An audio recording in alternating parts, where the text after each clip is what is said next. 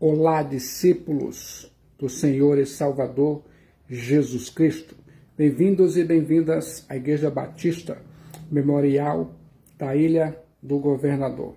O meu desejo é que você que está conectado se sinta à vontade em seu trabalho ou em seu lar. O Espírito Santo, eu sei, vai ativar você e você vai ouvir a série bíblica da Palavra de Deus na carta que escreveu o autor aos Hebreus, na parte 23 final, do seguinte significado: as evidências de uma vida transformada. No livro de Hebreus, capítulo 13, versículos 10 a 25. Permita que a palavra de Deus habite ricamente em seu coração, ainda mais em sua mente. Muitos benefícios advirão. Uma vida transformada por Jesus Cristo, o Filho de Deus Salvador, é conhecida por seu culto centralizado na pessoa do Messias, Cristo, e seu perfeito sacrifício na cruz. O autor aos Hebreus volta ao tema central, tratando pela última vez do sacerdócio de Jesus Cristo, o Filho de Deus Salvador. Esse é o último golpe contra a futilidade do sistema levítico. É um apelo final que faz aos seus leitores para se desligarem definitivamente do judaísmo. Temos aqui uma declaração de privilégio e não uma exortação do dever. O texto é apologético no sentido de que a defesa do autor da epístola aos Hebreus contra uma suposta deficiência da parte dos cristãos. Tanto os pagãos como os judeus censuraram os cristãos por estes não possuírem um serviço de culto aprimorado com templo, altares e sacrifícios. O escritor da epístola aos Hebreus se opõe a essas objeções, dizendo que temos um altar. Quer saber que altar é esse?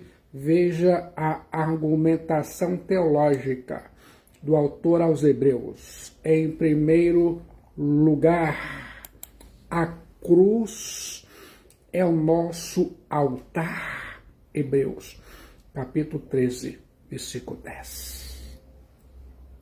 Possuímos um altar do qual não tem direito de comer os que ministram no tabernáculo. A Bíblia diz, eu acredito. No santuário do Antigo Testamento havia dois altares, o altar de bronze do sacrifício e o altar de ouro da queima de incenso. Mas o altar do novo concerto é Jesus. É por meio de Jesus que oferecemos sacrifícios espirituais a Deus. O altar referido aqui é o sacrifício de Jesus Cristo, o Messias, na cruz. Altar, tisisterion, é usado aqui para metonímia, para sacrifício, e refere-se ao sacrifício de Jesus Cristo, cujos benefícios são eternamente acessíveis. Os cristãos têm um altar, pois têm um sacrifício.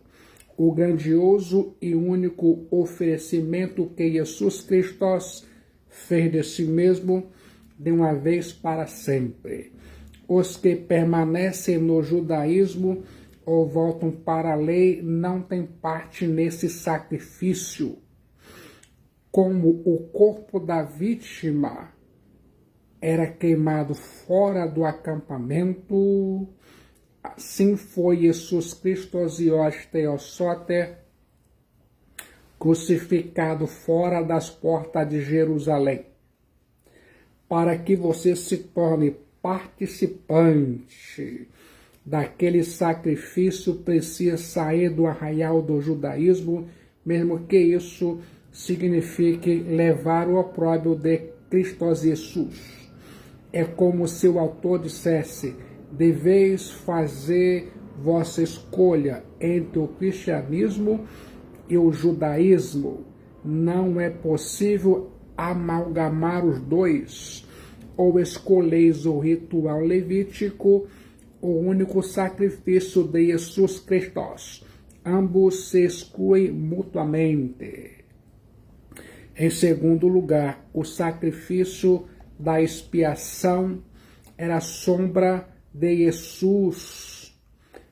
A Bíblia diz em Hebreus 13:11, pois aqueles animais cujo sangue é trazido para dentro do Santo dos Santos pelo sumo sacerdote como oblação pelo pecado, têm o corpo queimado fora do acampamento. Tudo naquela oferta pelos pecados apontava para Jesus Cristo e os Theosote. Nosso interesse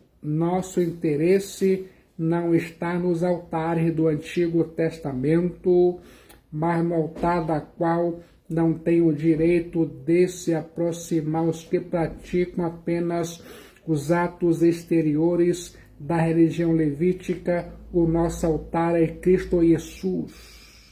A ordem do Antigo Testamento sobre a prática do sacrifício era tão somente um ato simbólico e continha a referência direta ao caminho sacrificial de Jesus Cristo e os Theosote na cruz. Um judeu sob o antigo concerto poderia destacar o templo, mas o cristão tem um sacrifício celestial que jamais pode ser destruído.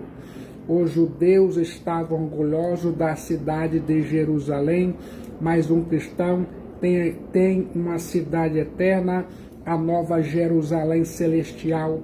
Para cada item temporário e terreno do antigo concerto, o novo concerto em Jesus Cristo e os Theosote, outro item eterno celestial. Eu quero que você se lembre disso.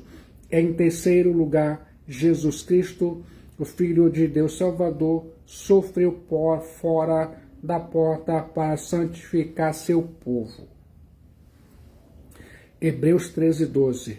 Por isso foi que também Jesus, para sacrificar o povo pelo seu próprio sangue, sofreu fora da porta. Hebreus 13:12. Chegamos agora ao clímax de toda a epístola aos Hebreus, isto é, o alto e sagrado propósito de Jesus Cristo: santificar o povo com seu próprio sangue para o que ele sofreu fora do arraial. Não foi dentro da Jerusalém terrena que Jesus sofreu, mas fora da cidade, deixando assim de lado todos os rituais levíticos que ocorreu dentro da cidade de Jerusalém. A redenção foi realizada assim, de lado todos os rituais levíticos. Eu quero que se lembre disso. A redenção foi realizada sem nenhuma referência a tais rituais. Jesus Cristo trouxe o verdadeiro cumprimento do sacrifício do Antigo Testamento e se submeteu integralmente às ordens da Antiga Aliança ao realizar a autoentrega. Contudo, a rendição voluntária da vida de Jesus foi mais que todos os sacrifícios de animais ofertados em todos os templos. Ele, Jesus, morreu fora dos portões, da cidade do grande rei. Ninguém, no entanto, pode receber perdão, purificação e santificação, isto é, ingressar na comunhão devida com Jesus Cristo Osiós Theosote, se não quiser entrar na comunhão de seus sofrimentos. Eu quero que se lembre disso. Em quarto lugar, você encontra Jesus Cristo Osiós Theosote, Jesus Cristo, o Filho de Deus Salvador, fora da porta. Hebreus 13:13. Saiamos, pois, a ele fora do arraial. A pena capital no mundo antigo era sempre infligida fora da cidade. Por isso, Jesus Cristo foi crucificado fora das portas de Jerusalém. Juntemo-nos, portanto, ao nosso Salvador, Jesus Cristo, fora do arraial, não tendo mais ligação com os rituais e cerimoniais levíticos, rompamos definitivamente com o judaísmo e todas as falsas religiões contemporâneas. A exortação é para os leitores quebrarem todos os laços com o judaísmo. Desde que no Antigo Testamento o arraial representava a comunidade religiosa de Israel, sair do arraial significava afastar-se por completo do povo incrédulo de Israel. A exortação é para que os leitores cortem todos os elos que os prendem ao judaísmo. Sua glória desapareceu. Os que quiserem partilhar da verdadeira oferta pelo pecado precisam abandonar a antiga religião. A igreja dos Hebreus estava querendo voltar para dentro dos muros da religiosidade judaica, e o escritor aos Hebreus os exortava ou os exorta a não fazerem isso. É fora da porta que se tem o encontro com Jesus Cristo, o Filho de Deus Salvador. Jesus Cristo está do lado de fora do portão. Você pode encontrar Jesus Cristo, o Filho de Deus Salvador, na rua, na esquina, na vida, na escola, no trabalho, nas suas atividades, no vai e vem da vida. Jesus Cristo, o Filho de Deus Salvador, não pode ser encontrado apenas no templo. Ele, Jesus Cristo, é maior que o templo, a religião e as tradições religiosas. Isso desloca o eixo da espiritualidade para a mesa de reuniões, para a cozinha, para a cama conjugal. Saiamos, pois, a ele, Jesus Cristo, o Filho de Deus Salvador, fora do arraial. A santidade precisa estar presente não apenas dentro da igreja, mas é sobretudo no lar, na faculdade, na empresa, na rua. Você não pode se contentar com uma santidade intramuros, prisioneira do confinamento religioso. Em quinto lugar, sofremos por Jesus Cristo, o Filho de Deus Salvador, fora da porta. Hebreus 13:13. Saiamos, pois, a ele fora do arraial, levando o seu vitupério. Assim como Jesus Cristo, o Filho de Deus Salvador, sofreu fora da porta, saiamos ao seu encontro, levando o seu vitupério. Soframos essa reprovação, identifiquemo-nos abertamente com nosso Senhor e Salvador Jesus Cristo fora do arraial. Todos os cristãos se encantam com a ideia de juntar-se a Jesus Cristo, o Filho de Deus Salvador, o Santo dos Santos, porém a ideia de unir-nos a Ele na cruz não atrai alguns crentes. Quer saber o que significa levar o seu vitupério? Para os leitores originais da carta aos Hebreus, simbolizava serem chamados a sofrer perseguição por sua fé em Jesus Cristo, o Filho de Deus Salvador. Da mesma forma que Moisés considerou o opróbrio de Cristo por maiores riquezas do que os tesouros do Egito, eles, os crentes hebreus, deveriam calcular sabiamente, estar dispostos a sofrer censuras pelo nome de Jesus Cristo, o Filho de Deus Salvador. Jesus Cristo, o Filho de Deus Salvador, havia sido crucificado fora da porta como proscrito. Jesus Cristo, o Filho de Deus Salvador, foi expulso pelos homens. Jesus Cristo, o Filho de Deus Salvador, foi acusado de ser um criminoso. Jesus Cristo, o Filho de Deus Salvador, foi contado entre os transgressores. Semelhantemente, nós devemos sair fora das portas e carregar sobre nós a mesma reprovação que carregou Jesus Cristo, o Filho de Deus Salvador. Os cristãos precisam estar preparados para suportar o mesmo tratamento do mundo que Jesus Cristo, o Filho de Deus Salvador, nosso noivo Rei, suportou.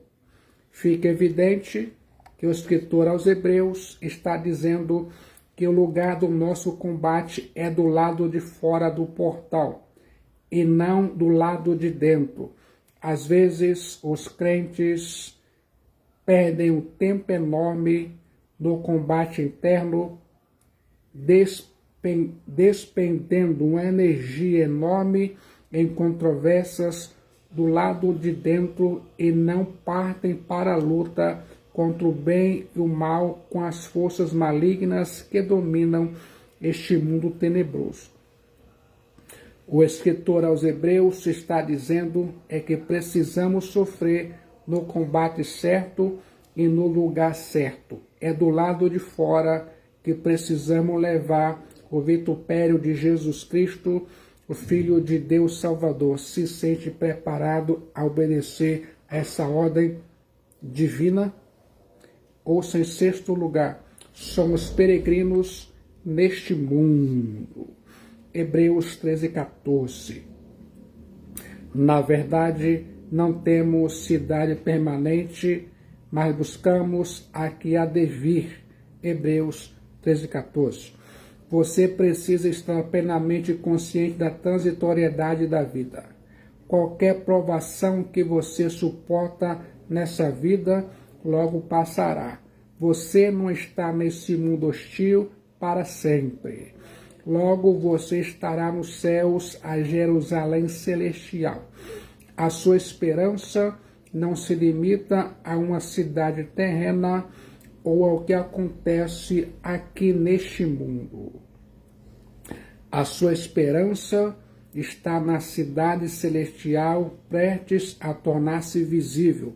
Esta cidade celestial permanecerá quando tudo mais tiver passado. Nada material é de valor para os cristãos.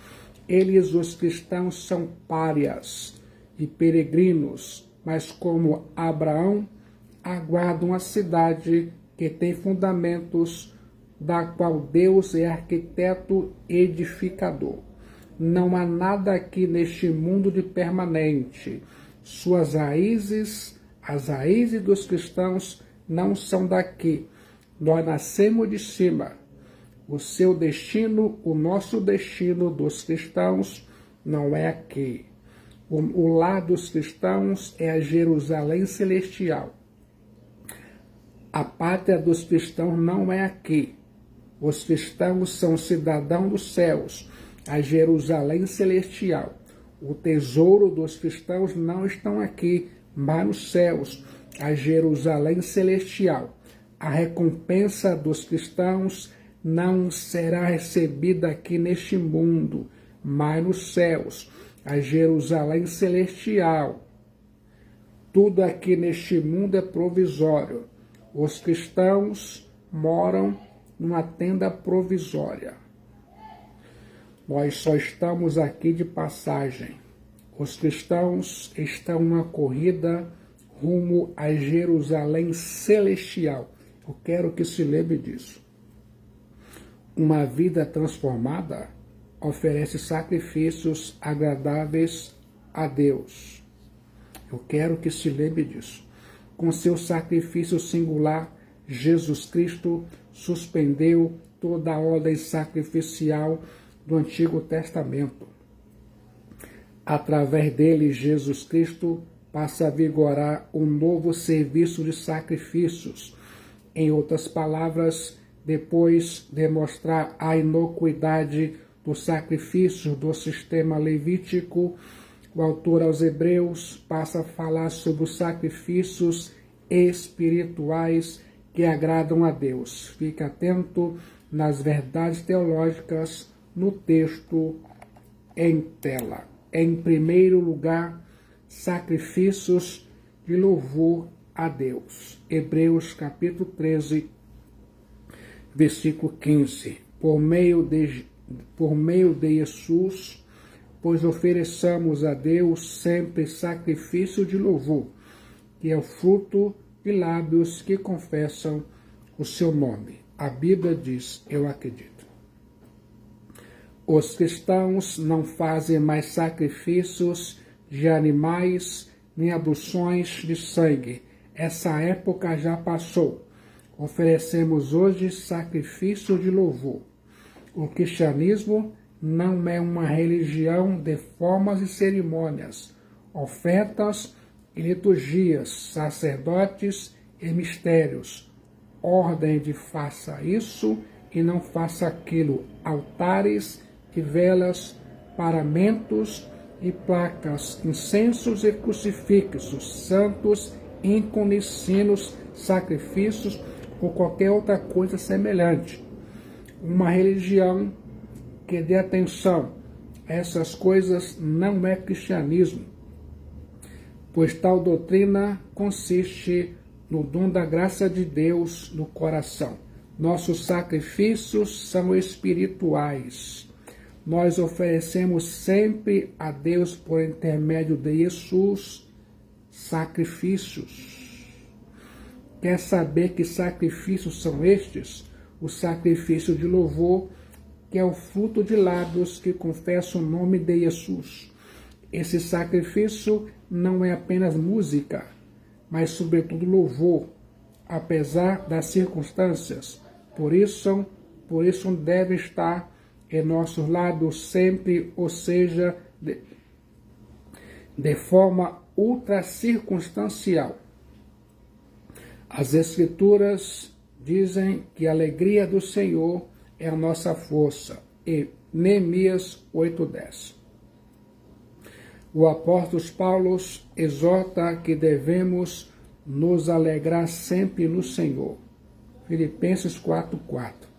Esses sacrifícios de louvor são endereçados a Deus e não aos homens. São por intermédio de Jesus e não mediante algum outro mediador.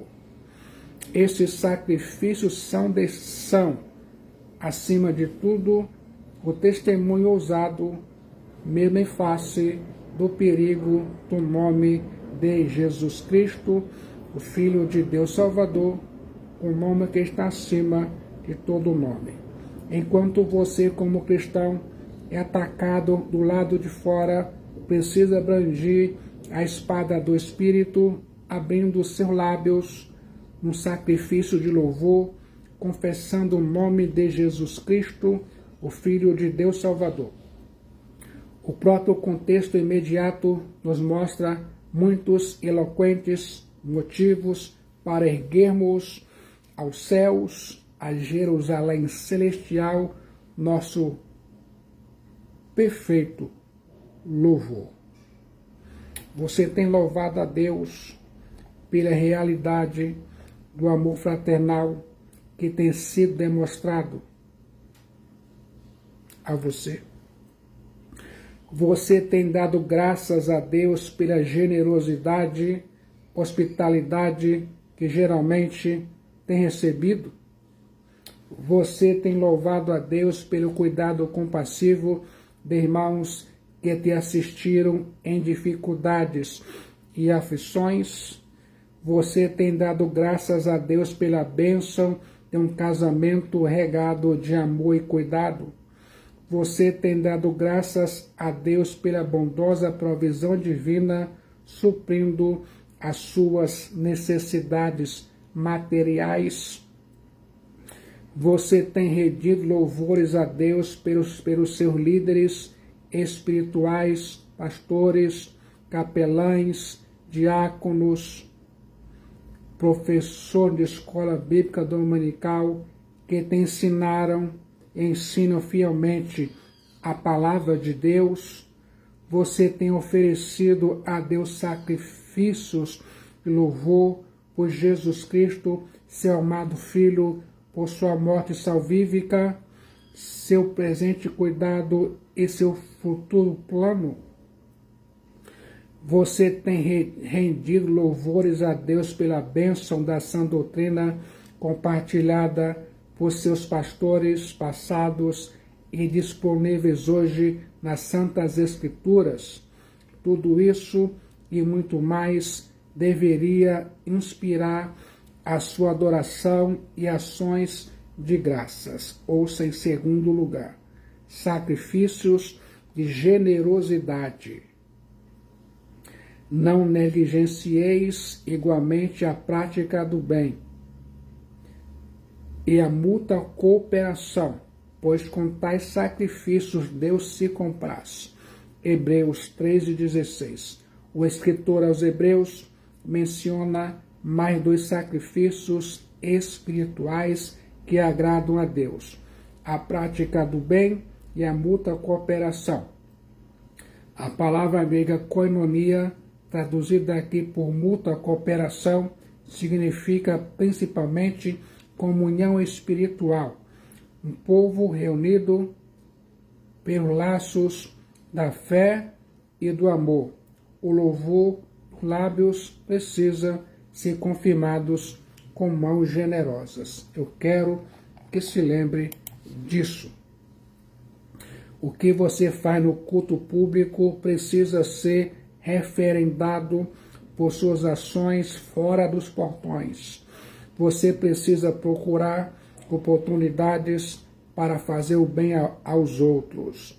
Você precisa ver o mundo através dos olhos de Jesus Cristo. Sinta a necessidade das pessoas com o coração de Jesus Cristo e estenda suas mãos para socorrer os necessitados em obediência à palavra de Jesus Cristo. Esse é um sacrifício agradável a Deus.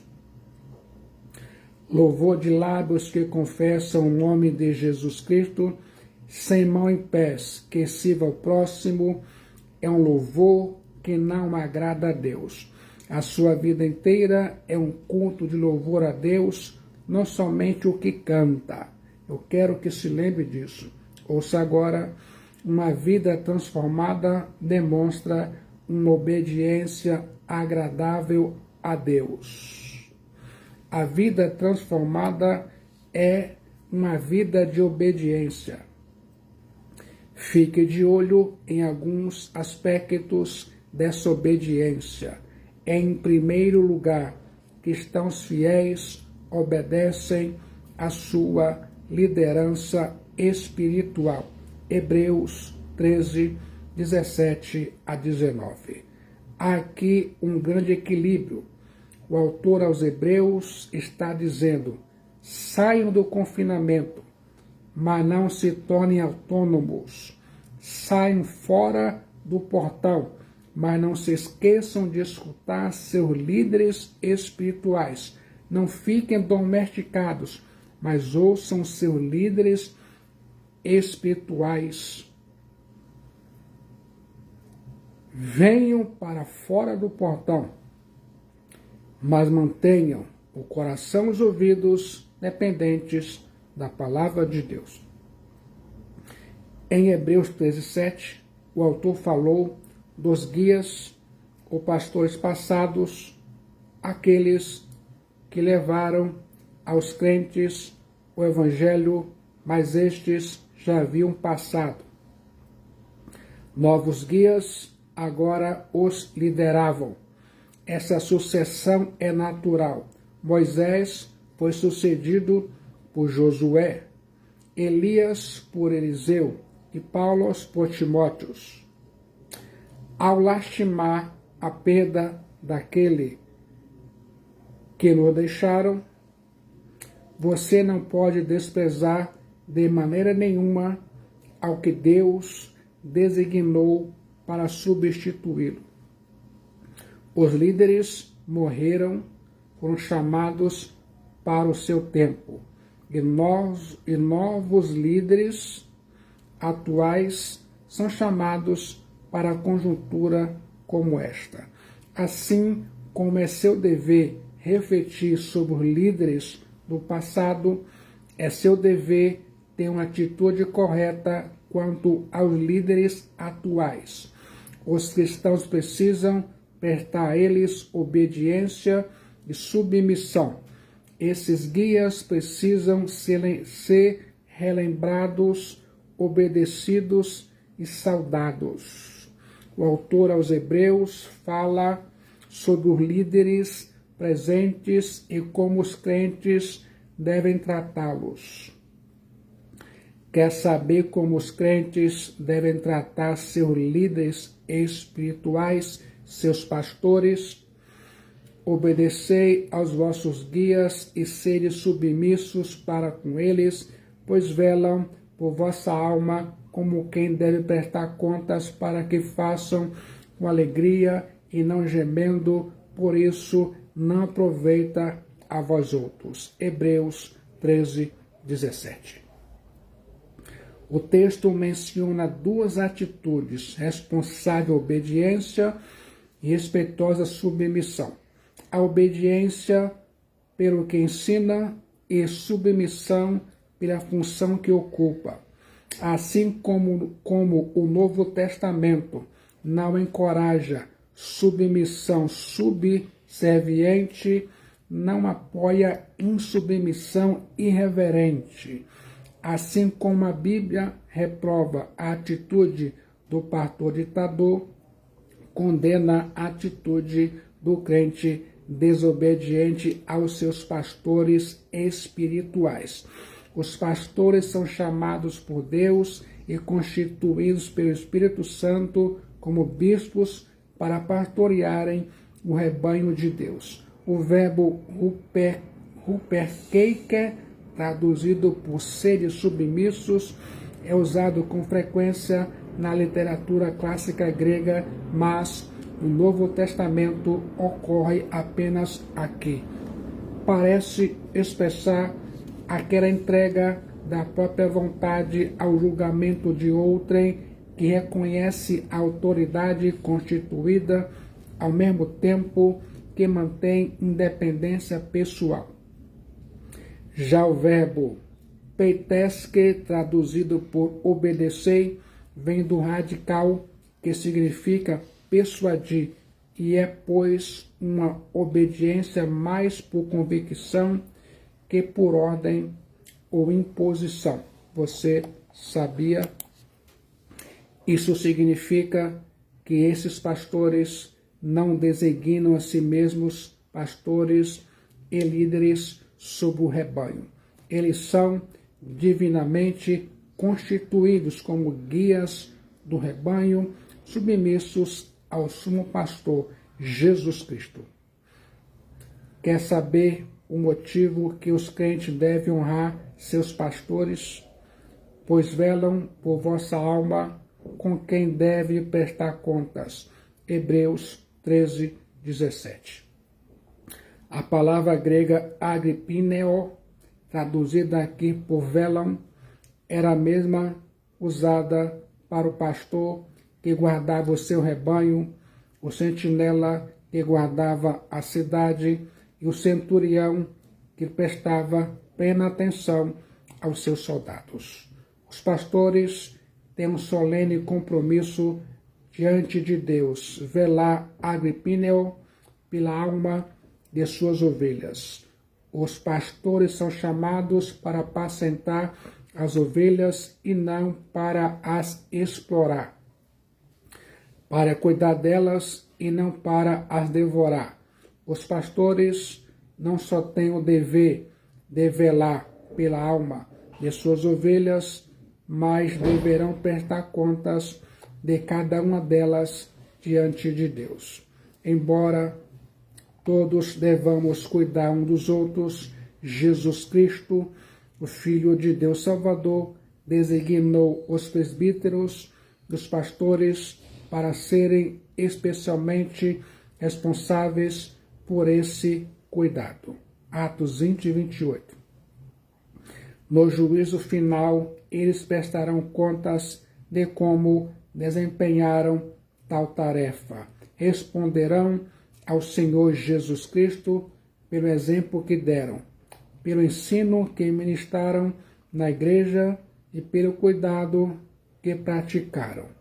Que tremenda responsabilidade têm os pastores. O propósito do autor da carta aos Hebreus é mostrar que quanto mais pesada é a responsabilidade dos pastores, mais honra eles merecem, pois quanto mais alguém sofre por nossa causa e quanto maior for sua dificuldade e maiores forem os riscos enfrentados por nós, maiores serão nossas obrigações para com eles. Eu quero que se lembre disso. Quer saber o que os crentes precisam evitar do trato com seus pastores? Para que façam isso com alegria e não gemendo, porque isso não aproveita a vós outros. Hebreus 13, 17.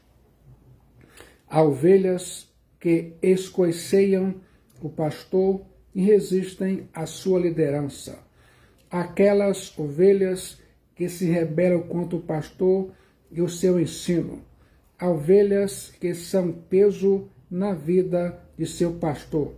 Fazem da vida do pastor uma sinfonia de gemidos. Isso não traz proveito para a ovelha nem para o pastor. Será algo completamente sem proveito para o povo, a igreja, provocar lágrimas e mágoas em seus pastores, movidos por ingratidão. Eu quero que se lembre disso. Em segundo lugar, líderes fiéis reconhecem a necessidade de oração. Hebreus 13, 18. Orai por nós, pois estamos persuadidos de termos consciência, desejando em todas as coisas viver condignamente. Rogo-vos com muito empenho que assim façais, a fim de que eu vos seja restituído mais depressa. Hebreus 13, 18 e 19. O autor da carta aos Hebreus, como um pastor do rebanho, demonstra aqui sua humildade e sua dependência de Deus, rogando as orações da igreja em seu favor. O autor aos Hebreus não se julga autossuficiente, não obstante ser um profundo conhecedor das Escrituras e usar uma argumentação irresistível em favor do Evangelho, reconhece sua plena necessidade da ajuda divina por intermédio das orações da igreja. O apóstolo Paulo tinha a mesma atitude de pedir oração da igreja em seu favor. Rogo-vos, pois, irmãos, por nosso Senhor Jesus Cristo e também por amor do Espírito, que luteis juntamente comigo nas orações a meu favor. Romanos 15, 30. Ao escrever à igreja de Éfeso, o apóstolo Paulo diz: com toda oração e súplica, orando em todo o tempo no Espírito, e para isso vigiando em toda perseverança e súplica por todos os santos, e também por mim, para que me seja dada no abrir da minha boca a palavra para com intrepidez fazer conhecido o mistério do Evangelho. Efésios 6, 18 e 19.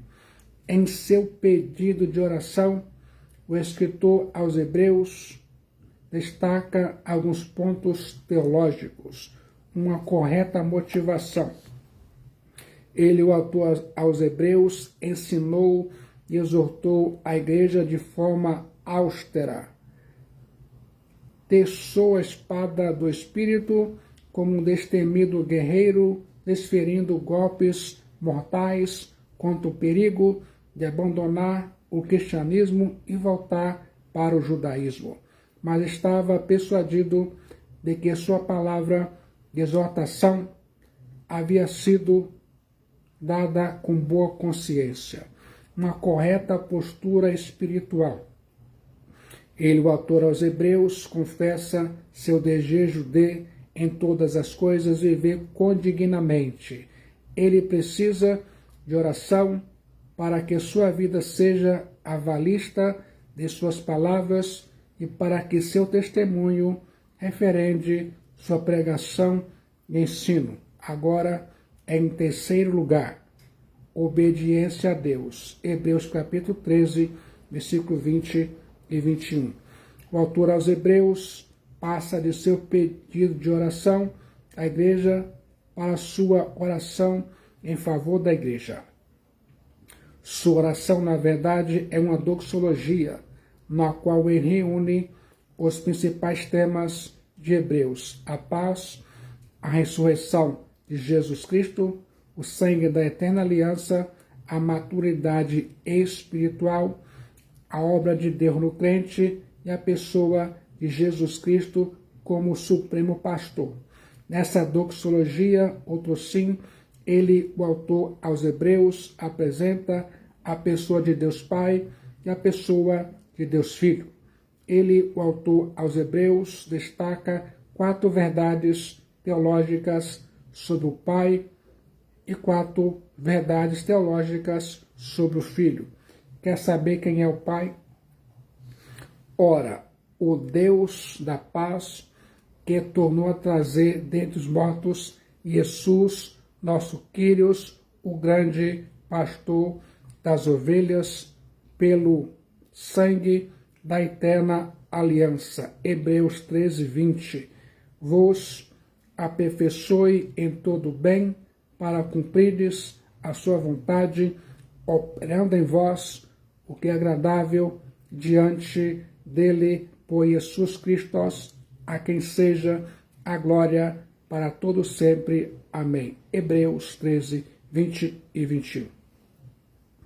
Nessa sublime doxologia, 4 verdades teológicas são apresentadas sobre Deus Pai.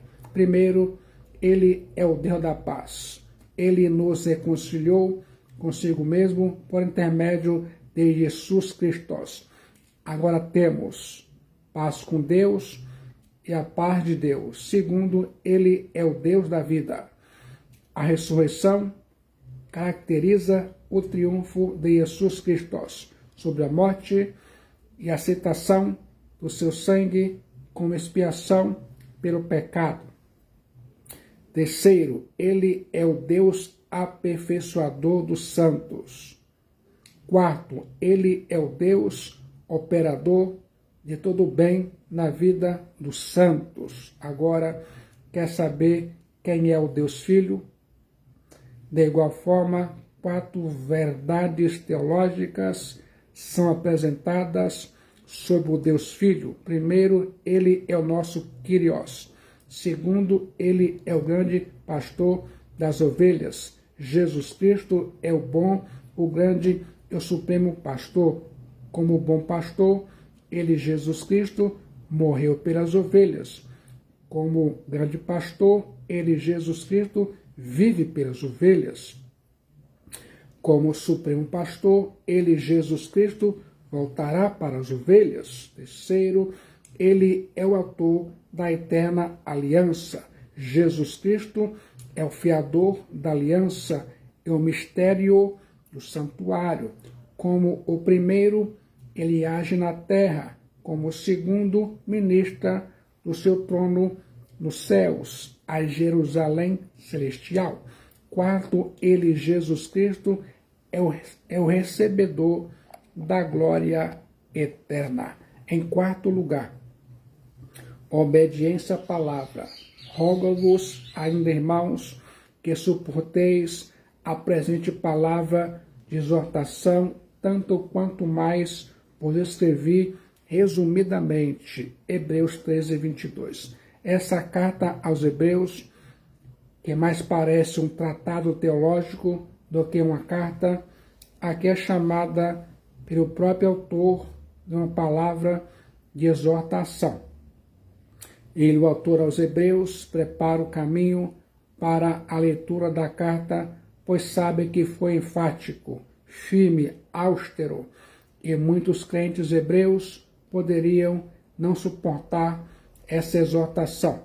Ele, o autor aos Hebreus, roga aos crentes para acolherem a palavra de Deus como uma mensagem exortativa. O autor aos Hebreus sabe que o assunto é complexo e amplo e que escreveu resumidamente, mas tem plena consciência da eficácia da palavra de Deus, a Bíblia. A carta aos Hebreus é o rompimento mais radical com o Antigo Testamento que se encontra no Novo Testamento. Na carta aos Gálatas, Paulo rompe com o judaísmo, e na carta aos Romanos, embora de maneira mais branda, mas a carta aos Hebreus, o autor é bastante radical quando diz que o templo, a lei, os sacrifícios são todos velhos e ultrapassados, não têm valor algum. E os leitores dele eram judeus que se tinham convertidos a Jesus Cristo. Então, para quem é judeu recém-convertido a Jesus Cristo, receber uma carta dessas dizendo para não voltar atrás, porque nada daquilo tem valor, poderia ser um choque radical. Por isso, diz, rogo-vos, ainda irmãos, que suporteis a presente palavra de exortação, tanto mais quanto vos escrevi resumidamente. Hebreus 13, 22. Nenhuma doutrina é bem compreendida antes de apelar à consciência, atingir o coração e afetar a conduta. Não é apenas uma mensagem para ler ou uma história para inspirar, mas uma exortação para observar e uma instrução para obedecer. Conclusão. Hebreus 13, 23 a 25. O autor aos Hebreus conclui sua maiúscula epístola trazendo algumas informações, traçando planos, fazendo algumas saudações, invocando a bênção de Deus sobre a igreja. Em primeiro lugar, informações. Notifico-vos que o irmão Timóteo foi posto em liberdade. Hebreus 13, 23. Tudo nos faz crer que esse Timóteo é o jovem Timóteo, filho na fé do apóstolo Paulo e seu principal cooperador. Timóteo devia estar preso e agora está livre. Essa informação traz conforto aos irmãos hebreus, da igreja aos hebreus. Em segundo lugar, com ele, caso venha logo, vos verei. Hebreus 13, 23. O autor da carta aos Hebreus faz planos de visitar os irmãos na companhia de Timóteo, caso ele venha logo. O pastor sente saudade do seu povo e deseja estar ao seu lado. Sobretudo em tempo de provas, pastor gosta de ovelhas e tem cheiro de ovelhas. Em terceiro lugar, saudações. Saudai todos os vossos guias, bem como também os santos, os da Itália, os saúdam. Hebreus 13, 24. O autor da carta aos Hebreus recomenda que os crentes se lembrem, obedeçam, se submetam e saúdem seus pastores. O autor aos Hebreus não deixa nenhum deles de fora. O autor aos Hebreus não tem ciúmes nem inveja. O autor aos Hebreus sabe trabalhar em equipe e valorizar a liderança de outros homens de Deus. O autor aos Hebreus sabe respeitar os outros colegas de ministério. Num tempo em que há tanta competição no meio evangélico entre pastores, essa exortação bíblica é assaz oportuna. Eu quero chamar a sua atenção para essa verdade. O escritor aos Hebreus pode estar em alguma parte da Itália, escrevendo para Roma, ou pode estar em outro lugar, de onde envia saudações de italianos morando no estrangeiro. Mas seja como for, faz pouca diferença para a maneira de comprometer essa carta. Em quarto lugar, bênção final. A graça seja com todos vós. Hebreus 13, 25. A graça de Deus é fonte da salvação. É melhor que a vida e a força suficiente do crente do sofrimento.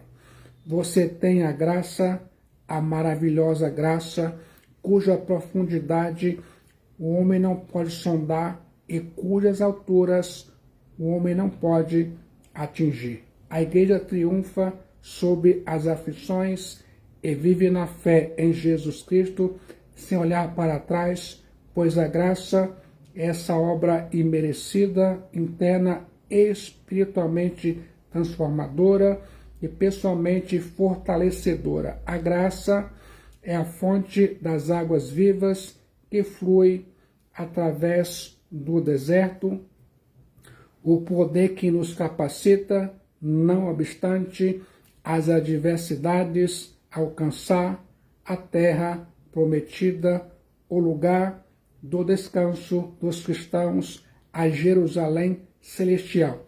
Gostou do conteúdo e significado? Jesus Cristo abençoe sua vida.